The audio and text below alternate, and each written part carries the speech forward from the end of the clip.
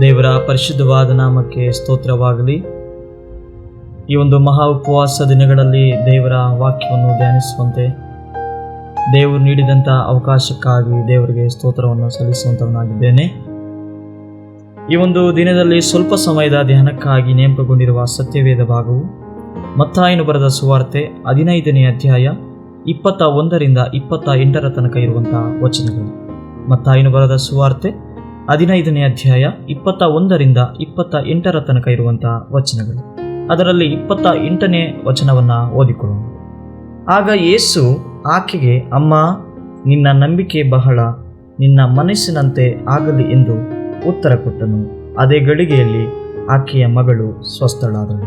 ಈ ಮತ್ತಾಯನ ಸುವಾರ್ತೆಯಲ್ಲಿ ಯೇಸು ಕ್ರಿಸ್ತನ ಬಳಿಗೆ ಬಂದ ಆ ಸ್ತ್ರೀ ಕಾನಾನ್ಯರವಳೆಂಬುದಾಗಿ ಕರೆಯಲ್ಪಟ್ಟಿದ್ದಾಳೆ. ಯಾಕೆಂದರೆ ಕಾನಾನ್ಯ ಎಂಬ ಊರು ಫೋಯಿನಿಕೆ ಪಟ್ಟಣಕ್ಕೆ ಸೇರಿದ್ದಾಗಿತ್ತು. ಇದು ಸಂಪೂರ್ಣವಾಗಿ ಅನ್ಯರ ಪ್ರಾಂತವಾಗಿತ್ತು ಎಂಬುದಾಗಿ ನಾವು ನೋಡಲಿಕ್ಕೆ ಸಾಧ್ಯ.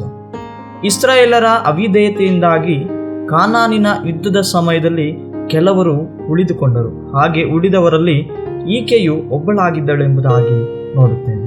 ಇಲ್ಲಿ ಕಾನಾನ್ಯ ಸ್ತ್ರೀಯೊಬ್ಬಳು ತನ್ನ ದೆವ್ವ ಹಿಡಿದ ಮಗಳನ್ನು ಸ್ವಸ್ಥಪಡಿಸುವಂತೆ ಕೇಳಿಕೊಂಡಳು. ಯೇಸು ಧಾರ್ಮಿಕ ಮುಖಂಡರ ಜೊತೆ ವಾದ ಮಾಡುವುದನ್ನು ಇಲ್ಲಿ ನೋಡುತ್ತೇವೆ. ಉಗ್ಯುತತೆ ಹೆಚ್ಚಿದೆ. ನಂತರ ಆತನು ವಿದೇಶಿ ಪ್ರದೇಶಕ್ಕೆ ಹೋಗುತ್ತಾನೆ. ಯಹೂದ್ಯರಲ್ಲದ ಕಾನಾನ್ಯ ಸ್ತ್ರೀಯೊಬ್ಬಳು, ದಾವೀದನ ಕುಮಾರನೇ, ನನ್ನನ್ನು ಕರುಣಿಸು, ನನ್ನ ಮಗಳಿಗೆ ದೆವ್ವ ಕಾಟ ಬಹಳವಾಗಿದೆ ಎಂದು ಕೂಗಿಕೊಳ್ಳುವುದನ್ನು ನೋಡಬಹುದಾಗಿದೆ. ಮೊದಲಿಗೆ ಯೇಸು ಇಲ್ಲಿ ಮೌನವಾಗಿರುತ್ತಾನೆ. ನಂತರ ಆತನು ತಪ್ಪಿಸಿಕೊಂಡ ಕುರಿಗಳಂತಿರುವ ಇಸ್ರಾಯೇಲಿನ ಮನೆತನದವರ ಬಳಿಗೆ ಕಳುಹಿಸಲಾಗಿದೆ ಎಂದು ಹೇಳುತ್ತಾನೆ. ಆತನು ಮಕ್ಕಳು ತಿನ್ನುವ ರೊಟ್ಟಿಯನ್ನು ತಕ್ಕೊಂಡು ನಾಯಿ ಮರಿಗಳಿಗೆ ಹಾಕುವುದು ಸರಿಯಲ್ಲ ಎಂದು ಹೇಳುತ್ತಾನೆ. ನಾವು ಯೋಚಿಸುವಾಗ ಇದು ಸರಿಯಲ್ಲ ಎಂದು ನಮಗೆ ಅನಿಸಬಹುದು. ಆದರೆ ಈ ಕ್ಷಣವು ಆಳವಾದದ್ದನ್ನು ಬಹಿರಂಗಪಡಿಸುತ್ತದೆ. ನಿಜವಾದ ನಂಬಿಕೆ ಹೇಗಿರುತ್ತದೆ ಎಂಬುದನ್ನು ಎಲ್ಲರೂ ನೋಡಲು ಸಾಧ್ಯವಾಗುವಂತೆ ಯೇಸು ಆಕೆಯ ನಂಬಿಕೆಯನ್ನು ಸಾರ್ವಜನಿಕವಾಗಿ ಹೊರತರುವುದನ್ನು ನಾವು ಕಾಣುತ್ತೇವೆ. ವಿಮೋಚನಾ ಕಾಂಡ 33ನೇ ಅಧ್ಯಾಯ 12ರಿಂದ 23ರಲ್ಲಿ ನೋಡುವಾಗ ಮೋಶೆಯು ಧೈರ್ಯದಿಂದ ದೇವರನ್ನು ಕೇಳುತ್ತಾನೆ, ನಿನ್ನ ಮಾರ್ಗವನ್ನು ನನಗೆ ತೋರಿಸು ಎಂಬುದಾಗಿ. ಮೋಶೆಯು ದೇವರ ಸಾನ್ನಿಧ್ಯಕ್ಕಾಗಿ ಇಲ್ಲಿ ಹಂಬಲಿಸುತ್ತಾನೆ ಮತ್ತು ಕರುಣೆಯಿಂದ ಪ್ರತಿಕ್ರಿಯಿಸುತ್ತಾನೆ. ಮೋಶೆಯಂತೆ ಕಾನಾನ್ಯ ಮಹಿಳೆ ದೇವರ ಕರುಣೆ ಇಲ್ಲದೆ ಹೊರಡಲು ನಿರಾಕರಿಸುತ್ತಾನೆ. ಅದೇ ರೀತಿಯಾಗಿ ರೋಮಾಪುರದವರಿಗೆ ಬರೆದ ಪತ್ರಿಕೆ 8ನೇ ಅಧ್ಯಾಯ 24ರಿಂದ 39ರಲ್ಲಿ ನೋಡುವಾಗ ಪೌಲನು ನಮಗೆ ನೆನಪಿಸುತ್ತಾನೆ, ನಮ್ಮನ್ನು ನಮ್ಮ ಕರ್ತನಾದ ಯೇಸು ಕ್ರಿಸ್ತನಲ್ಲಿ ತೋರಿ ಬಂದ ದೇವರ ಪ್ರೀತಿಯಿಂದ ಅಗಲಿಸಲಾರವೆಂದು ನನಗೆ ನಿಶ್ಚಯ ಉಂಟು ಎಂಬುದಾಗಿ. ನಾವು ಈ ಭಾಗದಲ್ಲಿ ನಾವು 2 ವಿಷಯಗಳನ್ನು ಧ್ಯಾನಿಸಲು ಸಾಧ್ಯವಾಗುತ್ತದೆ. ಮೊದಲನೇದಾಗಿ, ನಿರಂತರ ನಂಬಿಕೆಯು ನಮ್ಮ ಅಡೆತಡೆಗಳನ್ನು ಮುರಿಯುತ್ತದೆ. ಎರಡನೇದಾಗಿ, ನಮ್ಮ ದೀನ ನಂಬಿಕೆಯು ಗುಣಪಡಿಸುವಿಕೆಯನ್ನು ಪಡೆಯುತ್ತದೆ. ಈ ಮಹಿಳೆ ನಮಗೆ ಶಕ್ತಿಯುತವಾದುದನ್ನು ಇಲ್ಲಿ ಕಲಿಸುತ್ತಾಳೆ. ಆಕೆಯು ಅನ್ಯ ಜನಾಂಗದವಳು, ಆಕೆಯು ಹೊರಗಿನವಳು, ಆಕೆಯು ಹತಾಶಳು ಎಂಬುದಾಗಿ ನೋಡಬಹುದು. ಆದರೂ ಆಕೆಯು ಯೇಸುವನ್ನು ದಾವೀದನ ಕುಮಾರನೇ ಎಂದು ಕರೆಯುತ್ತಾಳೆ. ಆತನು ಯಾರೆಂದು ಆಕೆಯು ಇಲ್ಲಿ ಗುರುತಿಸುವುದನ್ನು ನಾವು ನೋಡುತ್ತಾ ಇದ್ದೇವೆ. ಯೇಸು ರೊಟ್ಟಿಯ ತುಂಡುಗಳ ಬಗ್ಗೆ ಮಾತನಾಡುವಾಗ ಆಕೆಯು ಉತ್ತರಿಸುತ್ತಾಳೆ, ನಾಯಿ ಮರಿಗಳಂತೂ ತನ್ನ ಯಜಮಾನರ ಮೇಜಿನಿಂದ ಬೀಳುವ ರೊಟ್ಟಿಯ ತುಂಡುಗಳನ್ನು ತಿನ್ನುತ್ತಾವಲ್ಲ ಎಂಬುದಾಗಿ. ಅದು ವಿನಮ್ರತೆ, ಧೈರ್ಯ, ನಂಬಿಕೆ ಆಗಿದೆ. ಆಕೆಯು ತನ್ನ ಯೋಗ್ಯತೆಯ ಬಗ್ಗೆ ವಾದಿಸುವುದಿಲ್ಲ.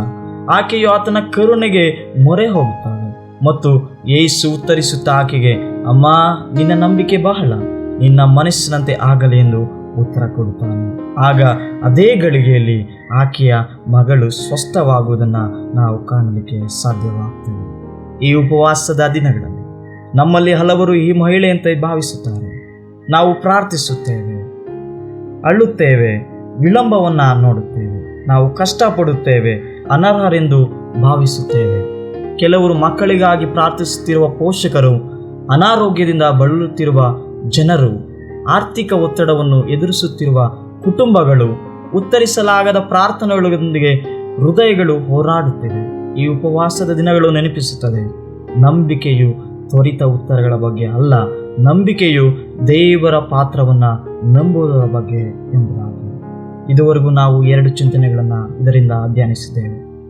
ನಿರಂತರ ನಂಬಿಕೆಯು ನಮ್ಮ ಅಡೆತಡೆಗಳನ್ನು ಮುರಿಯುತ್ತದೆ. ನಮ್ಮ ದೀನ ನಂಬಿಕೆಯು ಗುಣಪಡಿಸುವಿಕೆಯನ್ನು ಪಡೆಯುತ್ತದೆ ಎಂಬುದಾಗಿ.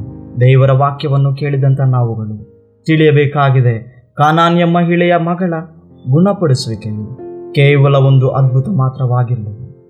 ಅದು ನಿರಂತರ ನಂಬಿಕೆ, ಅದು ಕರುಣೆಯನ್ನು ಪಡೆಯುವ ನಮ್ರತೆ, ಅದು ಗಡಿಗಳನ್ನು ದಾಟುವ ಪ್ರೀತಿಯಾಗಿತ್ತು. ನಾವು ವಿಮೋಚನಾ ಕಾಂಡದಲ್ಲಿ ದೇವರ ಸಾನ್ನಿಧ್ಯ ಆತನ ಜನರೊಂದಿಗೆ ಹೋಗುತ್ತದೆ ಎಂಬುದನ್ನು ಕಾಣುವುದಕ್ಕೆ ಸಾಧ್ಯವಾಗುತ್ತದೆ.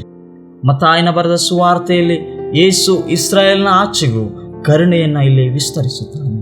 ರೋಮಾಪುರದವರಿಗೆ ಬರೆದ ಪತ್ರಿಕೆಯಲ್ಲಿ ನಮಗೆ ಬೇರ್ಪಡಿಸಲಾಗದ ಪ್ರೀತಿಯನ್ನು, ಭರವಸೆಯನ್ನು ನೀಡಲಾಗಿದೆ ಎಂಬುದಾಗಿ ಪೌಲನು ತಿಳಿಸುವುದನ್ನು ನೋಡುತ್ತೇವೆ. ಈ ಮಹಾ ಉಪವಾಸದ ದಿನಗಳಲ್ಲಿ ಮೋಶೆಯಂತೆ ಪ್ರಾರ್ಥಿಸೋಣ, ಪೌಲನಂತೆ ನಂಬೋಣ, ಕಾನಾನ್ಯ ಮಹಿಳೆಯಂತೆ ಆತನಲ್ಲಿ ಮುಂದುವರಿಯೋಣ. ಹಾಗಾಗಿ ನಾವು ಕೇಳಿರುವ ವಾಕ್ಯದ ಅನುಸಾರವಾಗಿ ನಾವು ನಡೆಯಲು ಈ ಉಪವಾಸ ದಿನಗಳಲ್ಲಿ ಕರ್ತನು ನಮ್ಮನ್ನು ಬಲಪಡಿಸಲಿ, ಹೆಚ್ಚೆಚ್ಚಾಗಿ ನಮ್ಮನ್ನು ಆಶೀರ್ವಾದ ಮಾಡಿ ನಡೆಸುವಂತಾಗಲಿ. ಆಮೆನ್.